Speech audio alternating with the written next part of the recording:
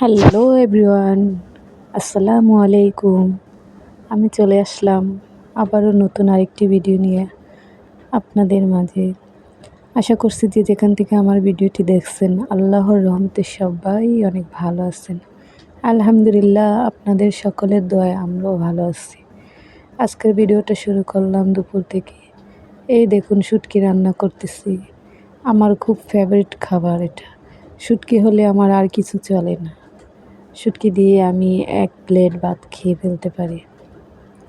তারপর দেখুন শুটকিটা বসায় দিলাম। প্রথমে পেঁয়াজ রসুন ভাজলাম, তারপর শুটকিটা দিয়ে দিলাম। তারপরে সব ধরনের উপকরণ মানে আদা রসুন বাটা, হলুদের গুঁড়া, মরিচের গুঁড়া, লবণ এসব দিয়ে ভালোভাবে কষিয়ে নিলাম।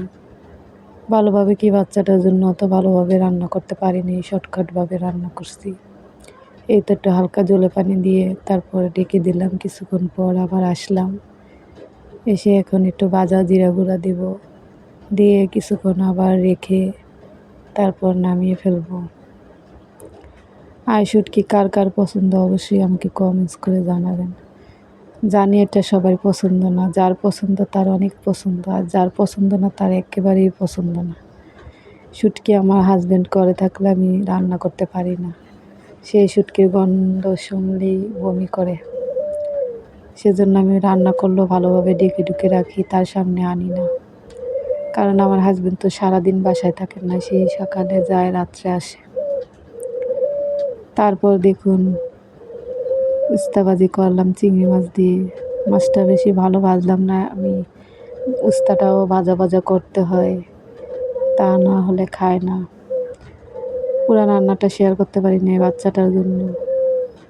তারপর দেখুন বিকালে একটু ক্ষুধা ক্ষুধা লাগছে, ভাবছি কি খাবো।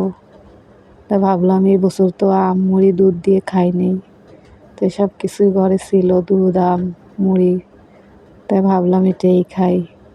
তো এই বছর এই ফার্স্টে খেলাম। পরে খেয়ে দেখলাম একটু আমটা টক টক, তাই একটু চিনি অ্যাড করে দিলাম। এখন বেশ মজাই হয়েছে।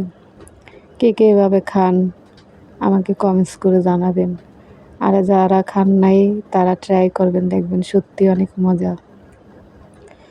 তারপর দেখুন সন্ধ্যায় আমার ছেলেটা বলতেছে আম্মু চা বানাও, একটু চা খাবো। পরে যেই কথা সেই কাজ, এই তো বসাই দিলাম চা। এখন আমরা চা খাবো বিস্কিট দিয়ে।